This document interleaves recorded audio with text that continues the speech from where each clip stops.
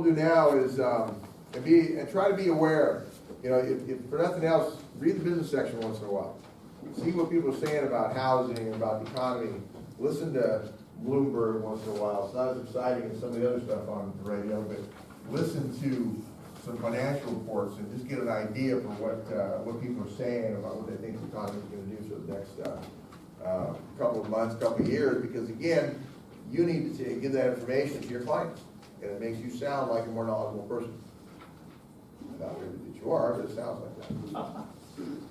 Okay, so what we'll do is let's start the midterm review, and remember that we will have a little bit of math. The midterm's not coming up for a couple of weeks, but we will have some math. It's going to be pretty easy stuff. The one we had on the math quiz had you had to put in some figures. This is actually multiple guess. So it's going to ask you, for example, a buyer purchasing a home for a sales price of $500,000 and 20% down payment would be, give you some numbers. Let's see, you've got down payment, loan amount. I think we only have to calculate one payment. So just remember how to calculate the payment. That's all we have. Oh, we have a bonus question. All right, so remember this. Which of the following has the most impact on the successful closing of a real estate transaction?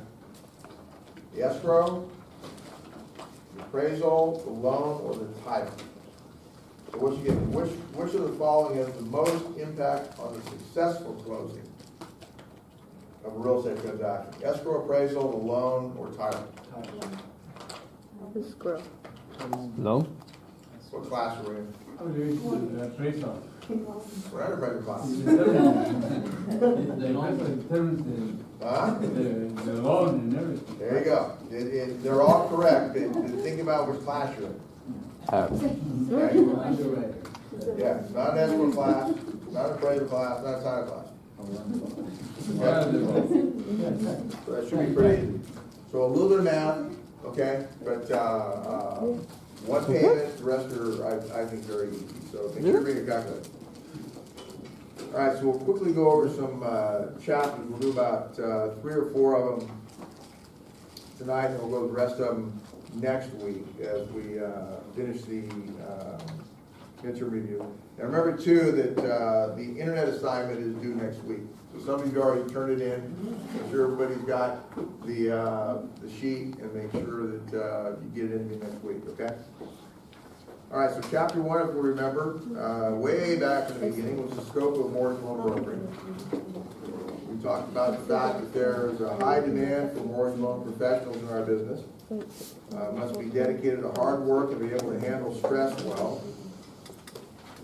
Must be committed to ongoing training and education.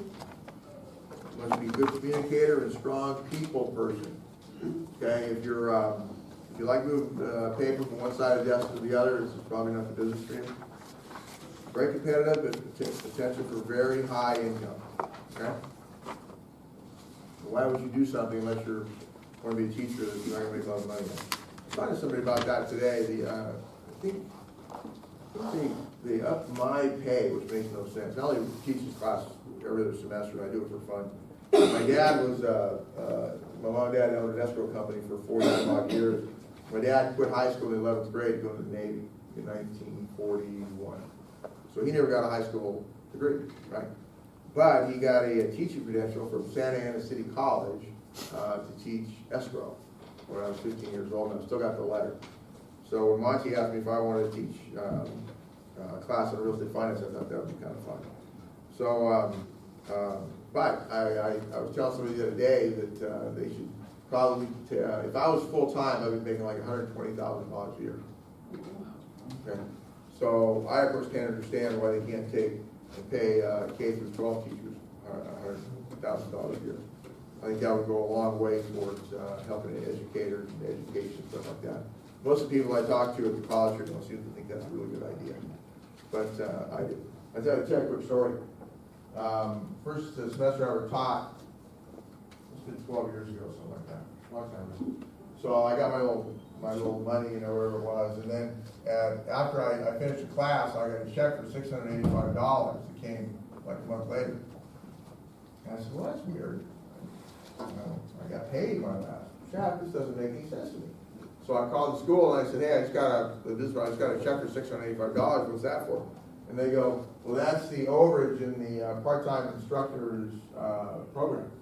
And we just divvy it up and send it out to everybody. Well, what? And they go, yeah, it was just money that's left over, so we spread it out to everybody. I said, well, why don't you give it back? Right, put it back in the program. That was a wrong thing to ask, okay? Never give the money back, right? That was their attitude. Just spend it, if you send it back to us, we won't be able to take it back, you just keep the money. I never been able to understand that. You know, why wouldn't they take the money back and put it into more programs or student services or something like that, but it doesn't work that way sometimes. Anyway, we talked about the differences between banks, bankers, and brokers, okay? Banks have employees, fixed set of loan products, and usually are paid less. Bankers fund their own loans and sell them, and they provide funds to us brokers. Brokers do not fund our own money. We don't use our own